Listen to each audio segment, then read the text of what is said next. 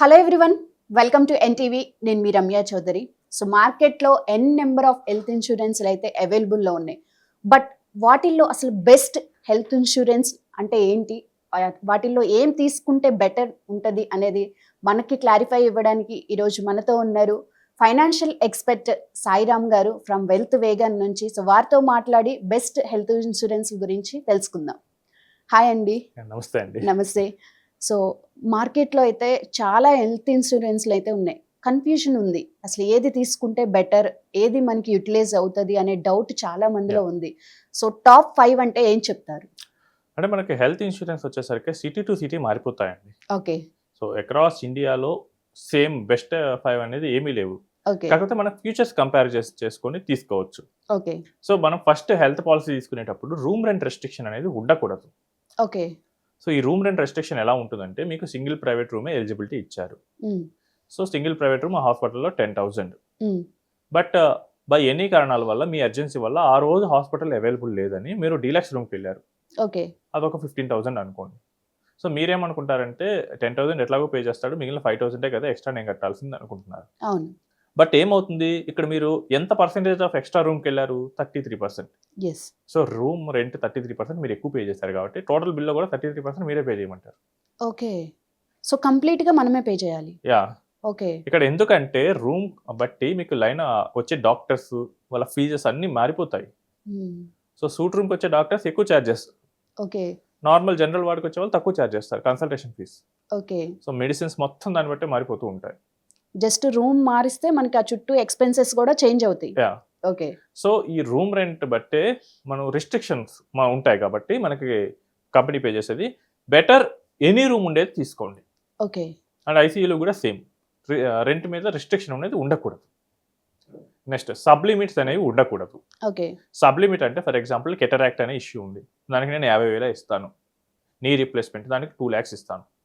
ఇలాంటివి లేకుండా without any sub limits ఉండే పాలసీ తీసుకోండి. ఓకే. నెక్స్ట్ జోనల్ వైజ్ కో పేమెంట్స్ ఉండకూడదు. జోనల్ వైజ్ కో పేమెంట్స్ ఏంటంటే, ఫర్ ఎగ్జాంపుల్ పల్లెటూరులో ఉండే వాళ్ళు తక్కువ జోన్లో ఉంటారు. అవును. అండ్ వాళ్ళకి ఏంటంటే ఈ పొల్యూషన్ ఉండదు కాబట్టి గెటింగ్ ఏ క్లైమ్ అనేది తక్కువ ఉంటుంది. ఓకే. బట్ ఒక పర్సన్ ముంబైలో ఉన్న పర్సన్కి వర్సెస్ మనకి నల్గొండలో ఉన్న పర్సన్కి చూస్తే, నల్గొండలో ఉన్న వ్యక్తి ఆ రేంజ్ ఆఫ్ క్లైమ్ చేయడానికి తక్కువ ఉంటుంది కాబట్టి వాళ్ళకి ప్రీమియమ్స్ తక్కువ ఉంటాయి. ఓకే. బట్ మీరు జోన్ బేస్డ్ కోపే తీసుకున్నారు అనుకోండి, ఈ నల్గొండలో ఉన్న పర్సన్ హైదరాబాద్లోకి వస్తే జోన్ మారచ్చు. Okay. Hyderabad city, metro city. అవును.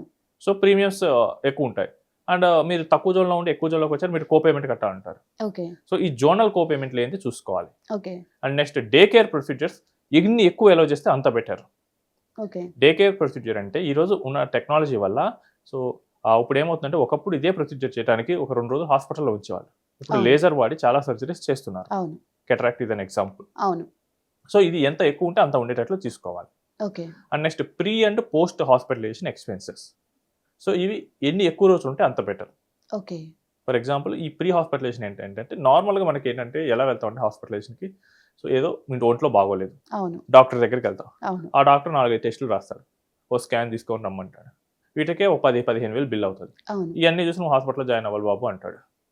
సో మనకి హెల్త్ ఇన్సూరెన్స్ ఏంటంటే హాస్పిటల్లో జాయిన్ అయిన తర్వాత యూజ్ అవుతుంది, బట్ ఈ ముందు జరిగిన ఎక్స్పెన్సెస్కి ఎలా? సో ప్రీ హాస్పిటలైజేషన్ ఎక్స్పెన్సెస్ కూడా ఎన్ని ఎక్కువ రోజులు వీలైతే అంత పే చేసే కంపెనీని తీసుకోవాలి. ప్రెజెంట్ 60 days 90 days కూడా ఇస్తున్నాయి. ఓకే. సో 90 days ప్రిఫర్ చేయండి. Okay. And post hospitalization 180 days, అంటే డిశ్చార్జ్ అయిన తర్వాత కూడా కొంత ట్రీట్మెంట్ అవ్వచ్చు, మెడిసిన్స్ ఇలాంటివి. అవును. సో పోస్ట్ హాస్పిటలైజేషన్ 180 days ఉండేటట్లు చూసుకోండి. Okay. And next modern treatments, robotics ఇలాంటి సర్జరీస్ ఉంటాయి. సో ఇవి మోడర్న్గా వచ్చిన ట్రీట్మెంట్స్, ఇవి కూడా కవర్ అయ్యేటట్లు చూసుకోవాలి. Okay. And without any limits. So selection అనేది బిఫోరే ఉండాలి. యా. ఓకే. సో బెలూన్ సైనోప్లాస్టీ ఇలాంటి సర్జరీస్ ఉంటాయి. సో ఈ సర్జరీస్కి వితౌట్ ఎనీ రిస్ట్రిక్షన్ ఉండేటట్లు తీసుకోవాలి. ఓకే. సో మోస్ట్లీ ఇప్పుడు వచ్చే కంపెనీస్ అన్ని ఇవన్నీ ఫాలో అవుతున్నాయి. మనకి ఎక్కడ డీవియేషన్ వస్తుందంటే బోనస్. సో బోనస్ అనేది ఇప్పుడు మనం చాలా మంది చూసినా ఎంత అవేర్నెస్ ఇచ్చినా కానీ 10 lakhs పాలసీస్ తీసుకుంటారు. అవును. సో ఇప్పుడు 10 lakhs పాలసీ తీసుకుంటున్నాడు, ఈ పర్సన్ ఈ పాలసీ యొక్క కవరేజ్ ఎప్పుడు పెంచుతాడంటే ఆయనకి జబ్బు వచ్చిన తర్వాత పెంచుతాడు. అవును. సో ఈ జబ్బు ఇప్పుడు వస్తే ఓకే, చిన్నది వస్తే పెంచవచ్చు. బట్ మీకు హెల్త్ ఇన్ఫ్లేషన్ ఎలా ఉంటుందంటే కనుక, సో 2015లో మా రిలేటివ్ ఒకళ్ళు నీ రీప్లేస్మెంట్ సర్జరీకి వెళ్ళారు. ఓకే. సో అది హైదరాబాద్లో చేశారు. 1.8 lakhs అయింది. 1.8 lakh. ఓకే. అండ్ నెక్స్ట్ రీసెంట్గా మా గ్రాండ్ మదర్ వెళ్ళారు, సేమ్ నీ రీప్లేస్మెంట్ వచ్చి అటు విజయవాడ. సో విజయవాడలో ఇప్పుడు ఆ surgery cost 5 lakhs. Okay. So almost with in a decade 3 times. అవును. ఇంకా సేమ్ సిటీ కూడా కాదు, సేమ్ సిటీ అయితే ఇంకా ఎక్కువ ఉండొచ్చు. సో ఇమాజిన్ ఇప్పుడు 30 years పర్సన్ పాలసీ తీసుకున్నాడు. నీ రీప్లేస్మెంట్ అనేది దాని పెద్ద ఇష్యూ ఏం కాదు, ఈ రోజుల్లో అందరికీ వస్తుంటుంది అవును. ఓల్డ్ ఏజ్ బట్టి. సో ఇప్పుడు 3 times పెరుగుతుందంటే ఇప్పుడున్న 5 lakhs 10 years తర్వాత 15 అవుతుంది, 20 years తర్వాత 45 lakhs, 50 lakhs. సో 50 lakhs ఒక నీ రీప్లేస్మెంట్ అంటే నమ్మటానికి చాలా కష్టంగా ఉంటుంది, అవును.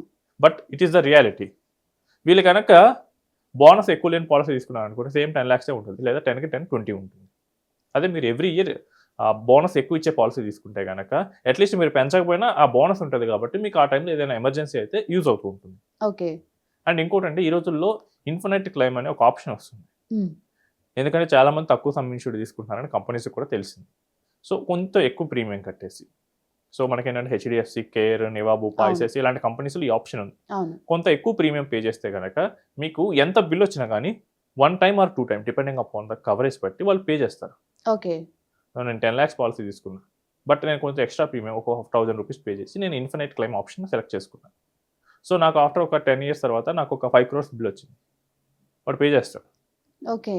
సో హెల్త్ అనేది ఒక గట్టి బిల్ వస్తే బెస్ట్ ఆప్షన్ కదా ఇది. It's the best option. Okay. మీరు తక్కువ తీసుకుంటే ఇలాంటి యాడ్-ఆన్స్ పెట్టుకోండి. ఓకే. సో అండ్ చాలా మంది ఎక్కువ అంటే 1 CR పాలసీ వర్సెస్ 10 lakhs పాలసీకి 10 times ఏదో ప్రీమియం డిఫరెన్స్ ఉంటుంది అనుకుంటాను. అవును. సో ఇట్స్ 10,000 to 15,000 డిఫరెన్స్ అంతే. బట్ 10 lakhs ప్రీమియం అనేది కూడా ఇప్పుడు వర్కౌట్ అవ్వట్లేదు. 10 lakhs ఇక్కడ ఇది జస్ట్ కామన్ అండి, అదే నథింగ్ అయిపోయింది. 10 lakhs 5 lakhs దాటేసింది ఆల్రెడీ. అవును. 10 lakhs కూడా వచ్చేస్తుంది with in 2 to 3 years. 10 lakhs కూడా దాటేస్తుంది. అప్పుడు అందరూ 15 lakhs 20 lakhs వైపు వెళ్తూ ఉంటారు. సో మనం హెల్త్ పాలసీ తీసుకునేటప్పుడు ఎప్పుడు ప్రెసెంట్ మార్కెట్ కన్నా అట్లీస్ట్ 2 steps అహెడ్ ఉండేటట్లు చూసుకోవాలి. ఓకే. ప్రెసెంట్ మార్కెట్ 10 lakhs లో ఉంది, మోస్ట్ ఆఫ్ ది సర్జరీస్ అవుతాయంటే మీరు 20-25 lakhs తీసుకోవడానికి ట్రై చేయండి. ఓకే. సో అప్పుడు ఏమవుతుందంటే ఈ పెరుగుతున్న ఇన్ఫ్లేషన్ నుంచి కొంతవరకు మీరు రక్షణ పొందవచ్చు. ఓకే. అండ్ ఇంకోటి ఏంటంటే వెయిటింగ్ పీరియడ్స్ని ఏది తక్కువ ఉంటే దానిలోకి వెళ్ళడానికి ట్రై చేయండి.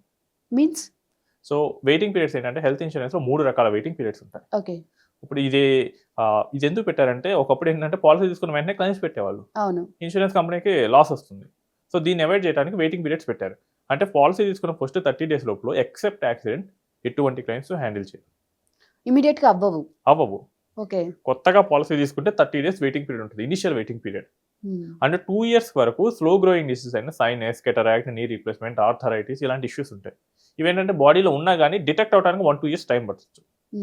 సో వీటికి 2 years వెయిటింగ్ పీరియడ్ పెట్టారు. ఓకే. సో ఈ ఇష్యూస్ ఏమైనా కానీ ఫస్ట్ 2 years లో వస్తే కవర్ అవ్వవు. Okay. Next already BP, sugar ఇలాంటి ఇష్యూస్ ఏమైనా ఉంటే 3 years వెయిటింగ్ పీరియడ్ ఉంటుంది. అండ్ రిమెంబర్ ఈ ఇష్యూ వల్ల వచ్చే ఏ హెల్త్ ఇష్యూస్ కూడా కంపెనీ పే చేయదు. మీకు బీపీ ఉంది, తర్వాత ఒక 2 years తర్వాత మీరు హార్ట్ సర్జరీకి వెళ్ళారు, కంపెనీ పే చేయదు.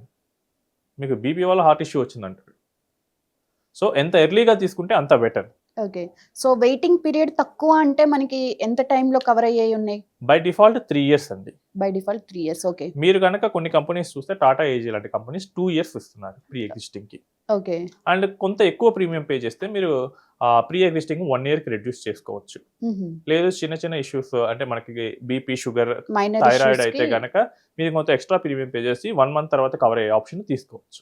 ఓకే. సో మరి ఇండివిజువల్ గా హెల్త్ ఇన్సూరెన్స్ తీసుకోవడం బెటర్ అంటారా, ఫ్యామిలీ మొత్తానికి కలిపి ఒకే హెల్త్ ఇన్సూరెన్స్ తీసుకోవడం బెటర్ అంటారా? సో ఈ రోజుల్లో మనకి హెల్త్ ఇన్సూరెన్స్ లో రిస్టోరేషన్ అనేది ఉందండి. ఓకే. సో రిస్టోరేషన్ ఏంటంటే ఒకప్పుడు ఏంటంటే 10 lakhs అంటే 10 lakhs పే చేసేవాళ్ళు. అవును.